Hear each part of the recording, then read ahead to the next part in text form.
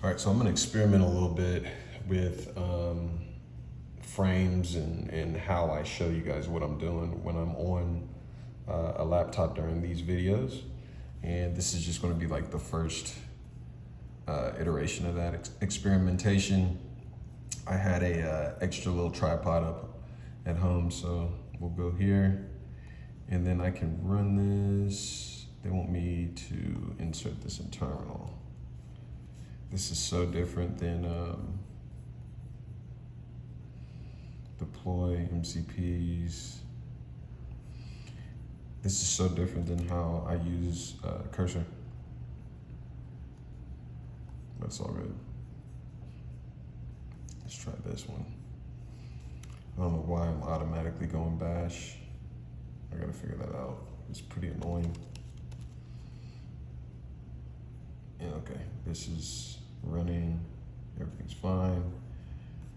Yep, just from where I started. And then what I'm gonna do is use this voice mode. So this should allow me to speak to Windsurf in order to get things done.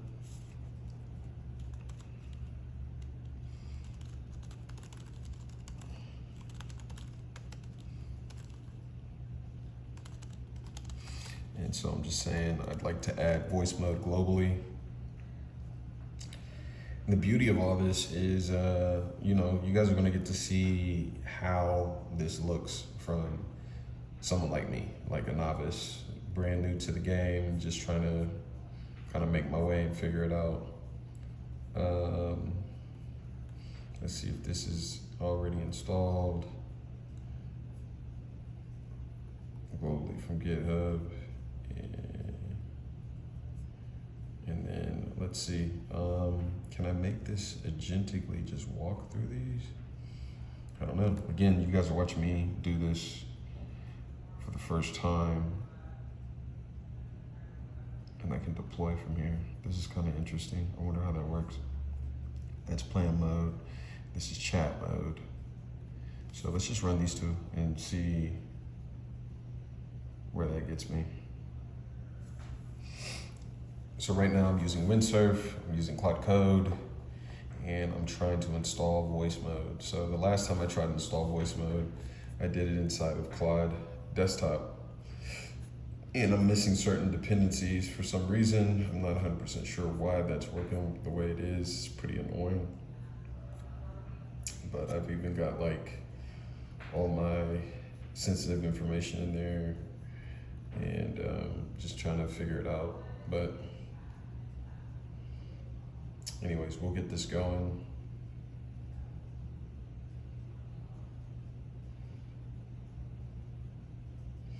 And I'll be back once it's working, but essentially I'm using this guy right here, voice mode in Cloud Code. I was introed to this while checking out the Agentics, what is it called? I don't want to mispronounce all the work that they're doing, so let me go find it. It's called Agentics. Actually, it's in here because I sent it to Annie. This guy was speaking on it.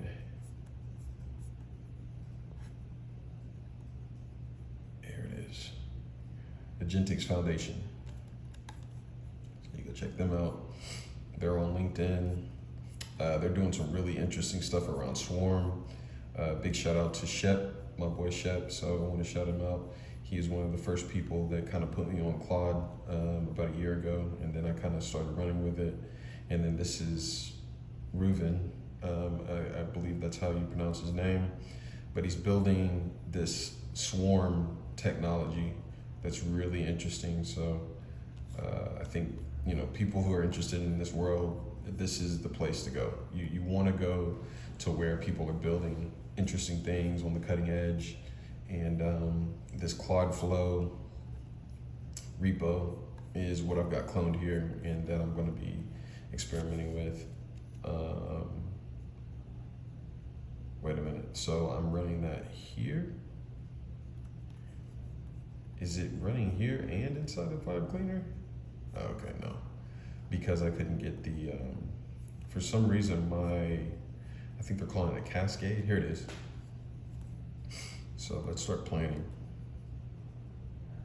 Do the input here.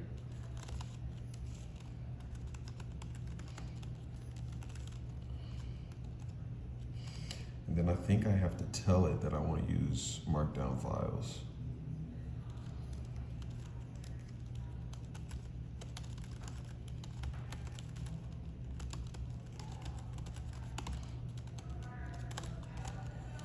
Based on the README. And then I can just put the README here. It's the only file I got. So there you go. Context is king. And so we start doing that there. This README is massive, so you can just, if I scroll down, make this larger. I gotta figure out how to like make this more usable. This is 320 lines. That's pretty big. As far as README goes, so it's going to be doing its thing there. And the beauty of this is I can be working on that and then working on this in another area, trying to get all that voice mode stuff set up globally. And then I should be able to have an MCP inside of Cloud Code. That's the outcome I want, is an MCP inside of Cloud Code that allows me to just use and activate voice mode. So anytime I'm using Cloud Code, I should be able to talk to it. And then I believe that this also allows you to use other tools. I'm not sure. So I'll find out. So they've got it with Gemini, CLI, Cloud Code. I think there was one that said, here we go, compatibility, MCP, Cloud Desktop, other MCP clients, silence detection, OpenAI. I've already used that. Local mic, blah, blah, blah, blah, blah. So there's that. And then, yeah, so what I was gonna do with this is take you guys on a trip. So he remade Opus with the Swarm technology, Opus Clip, if you're familiar. Just a tool for social media stuff that's pretty popular right now. Just allows you to clip things up, make viral clips fast using AI to do it, so that you don't have to either pay an editor or have an editor do all these nitty-gritty things, because it gets to be a lot. Anybody who's ever made content definitely knows. So there's that. Yep. So the next thing is I'm gonna let that work in the background, and I'm gonna go on a walk real quick and just kind of chat a little bit more. So I'm gonna give this a shot. Try not to have my camera up the entire time, pointing it at people on the trail here.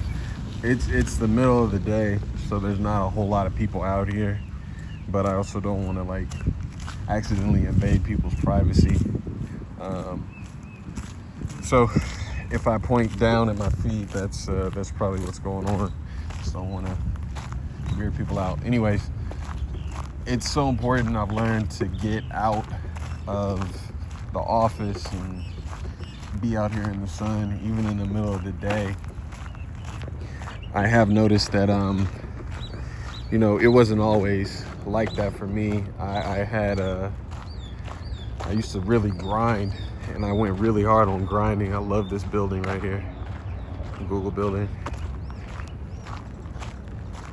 For me, I used to just be obsessed with grinding, getting every little bit of every minute and every day.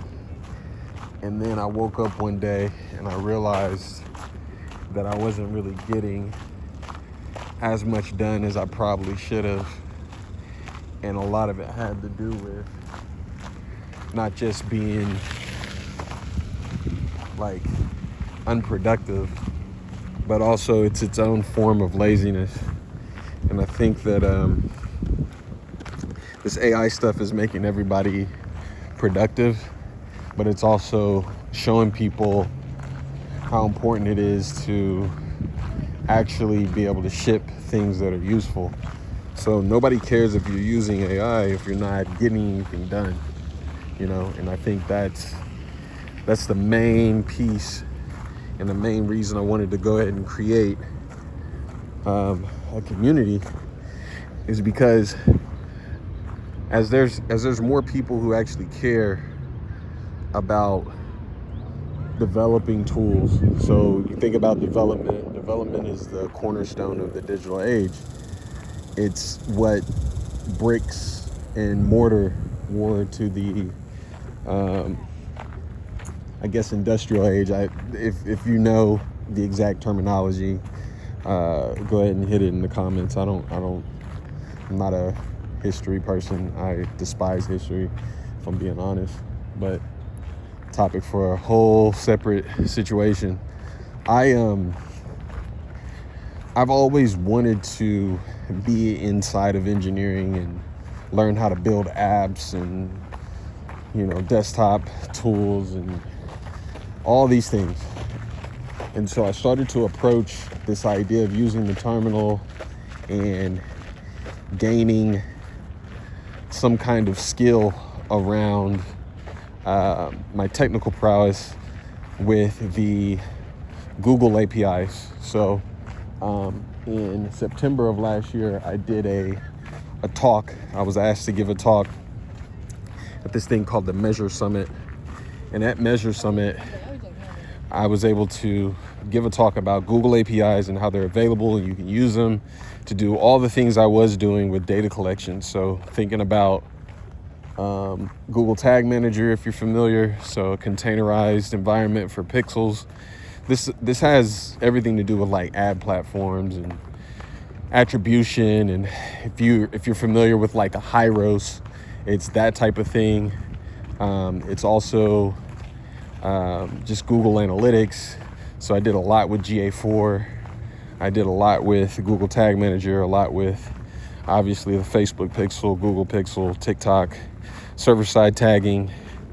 If this is resonating and you know what I'm talking about, great. If not, great too. It doesn't really matter. I've kind of gone beyond that. And at this point, the only reason I'm even talking about it is to illustrate the point that me learning AI dev all started somewhere. It started with curiosity. It started before the tools like Cursor and Windsurf were even in the mainstream or close to it, Claude Code or Bolt, any of that stuff. So before all that, I was just using, I think it's called Colab. The Google Colab is like for me, at least, it was like a terminal of sorts or a notebook of sorts so that I could run code and test things and learn when I had no clue how to do any of it, and I didn't have the know-how to even prompt and find any of this stuff out. So as I got older and more mature in my journey, I was able to switch over to Bolt. When I switched over to Bolt, that was a big aha moment because I could prompt in natural language and end up getting answers that I wanted, from building a landing page to building a working and functioning app.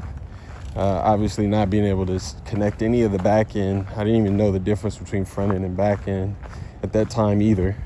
So it was more so about just discovering the world versus knowing how to use every single tool. But you think about anything that you've started on as far as self-learning goes, there's a period where you learn how big that world is, and then there's a period where you actually get good at using said tool. But if you don't know how to even approach learning the tool,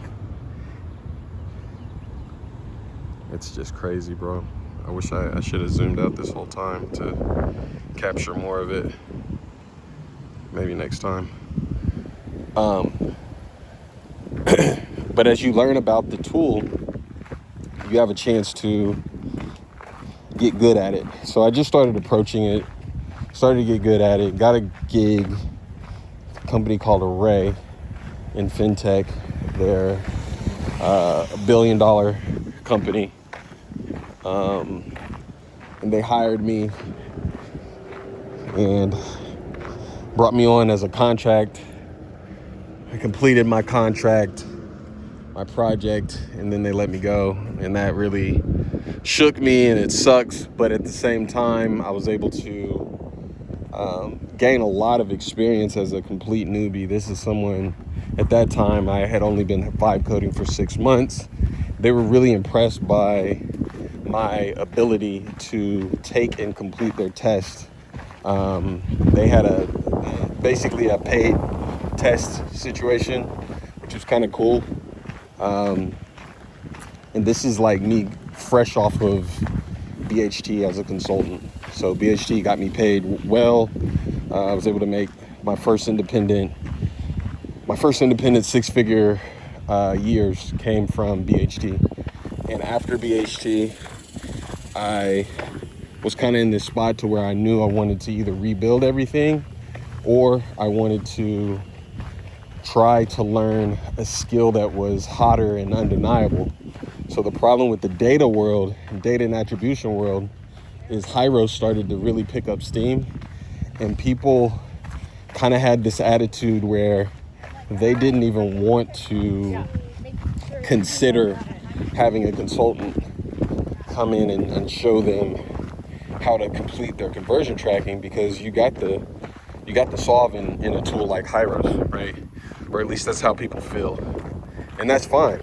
I totally get that. I understand that, but it makes it really hard for someone like me that uses Hyros amongst other tools in order to solve those types of things.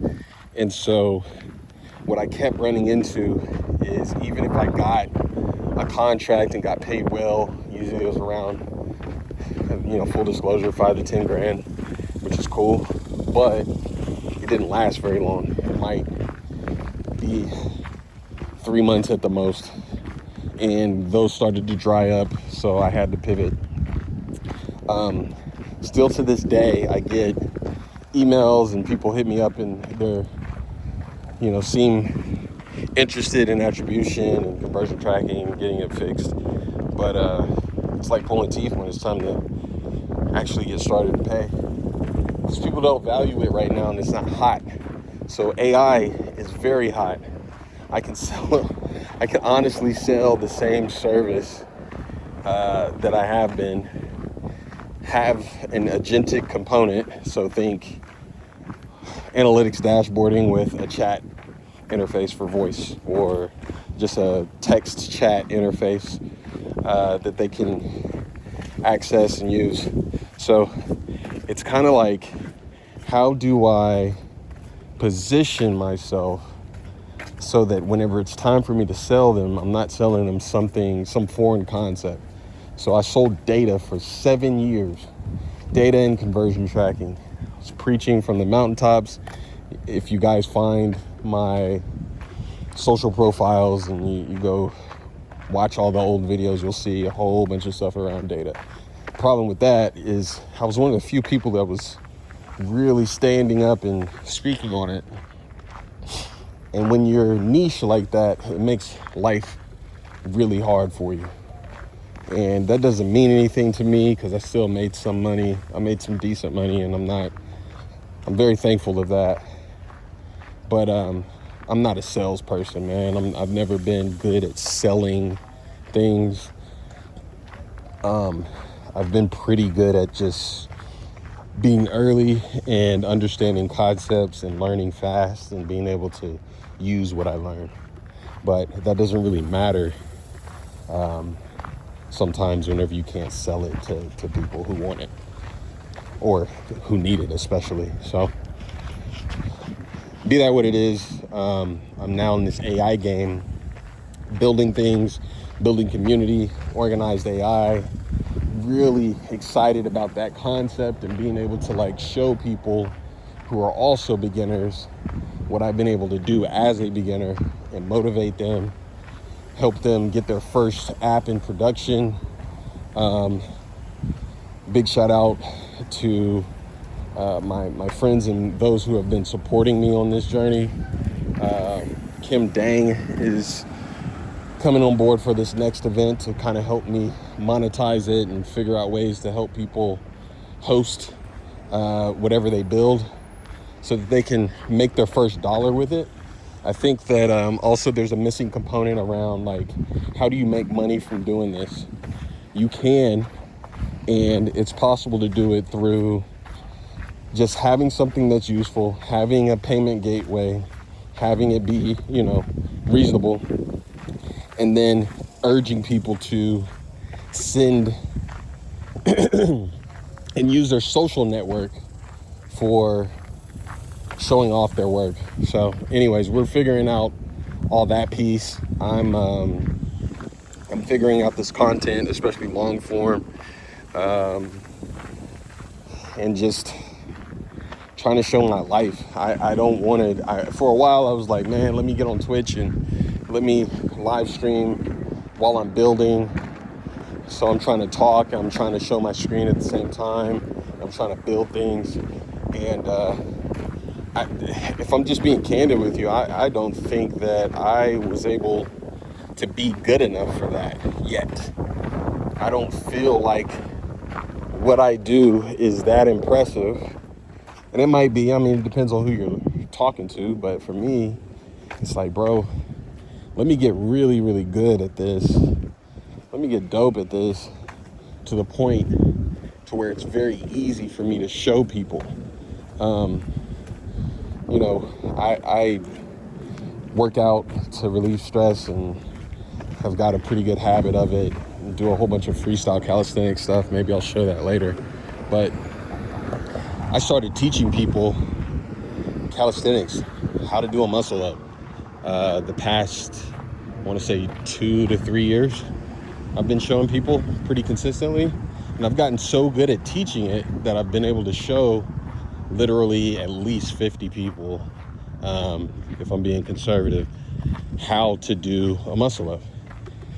But if I was early in my journey where I was only, I was new to getting the muscle up the first 3, 4, 6 months, yeah, I was able to do it for myself, but that does not mean that I'm able to teach it. And how qualified are you to teach it? If you can do it, you can teach it. Yeah, technically, but that doesn't mean I was comfortable yet. So it does take some time, and there's a lagging effect there. So I don't know, man. I'm just at this point learning what it is to teach, how to teach, what that might look like, how to provide value and actually be as helpful as possible while I'm on this journey, man. I do think that I'm going to up-level my own tech stack and how I build, and using swarm technology like Reuven and the guys at the Agentics Foundation. And I'll be a part of that at some point, a paid member, I'm sure. But in between all that, obviously I've got some work to do, and I've got some value that I can provide, but I also have a very specific North Star that I'm after. And not to be selfish at all, but the first thing for me is to make sure that I'm actually really good at coding, building, shipping. Right now I've got about 80 different repos, and out of that 80, I'd probably say at least 60 of those are half finished projects, because there's little things here and there, and you'll see it as you get into the game as well, but there's little things here and there that I just don't know how to do with confidence yet. And since I don't have confidence in it, I don't feel like I can even move forward with certain things. So it's putting together the puzzle pieces, first identifying them, then putting them together, but then going back and saying, okay, I learned it, but I might have learned it the hard way. Here's a better way to do this. So I've got like repos that are going to double as courses. I've got like an interactive component. I'm going to get it all organized. I call it organized AI because you should be able to approach it and everything will be broken down, reverse engineered, so that you can have the version of it that's easy to do. Even though I'm going through the fast, messy, hard version of it, I don't think everybody wants to do that, and I also don't think everybody's wired to do it that way. But I'm definitely one of those guys who just puts things up, puts things together without the instructions at hand. But I'm also not stupid enough to be like, hey, instructions don't matter. We don't need them, because we do. We all need that part too. All right, anyways, dang, it's hot out here. Whew. I'm gonna head back, work some more, and try to keep on uploading these videos. All right, peace.